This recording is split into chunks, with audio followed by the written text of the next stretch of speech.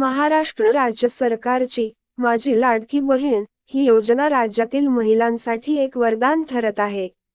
या योजनेद्वारे राज्यातील गरीब महिलांना आर्थिक सक्षमीकरणासाठी मदत केली जात असून त्यांच्या बँक खात्यात दरमहा थेट रक्कम जमा केली जाते। या योजनेबद्दल नुकतीच एक महत्त्वाची बातमी समोर आली आहे, जी राज्यातील लाखो महिलांसाठी आनंदाची बाब ठरणार आहे। आजपर्यंत या योजनेअंतर्गत राज्यातील पात्र महिलांना 5 हप्त्यांमध्ये एकूण 7,500 रुपयेची रक्कम वितरित करण्यात आली आहे।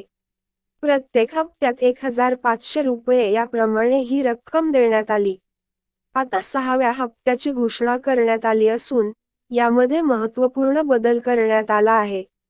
मुख्यमंत्री एकनाथ शिंदे यांनी निवडणुकीदरम्यान केलेल्या घोषणेनुसार या हप्त्यात महिलांना 1,500 रुपयेऐवजी 2,100 रुपयेची रक्कम मिळणार आहे।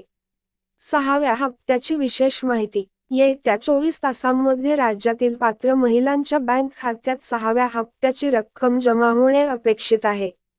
या हप्त्यासाठी काही विशेष नियम आणि अटी लागू करण्यात आल्या आहेत।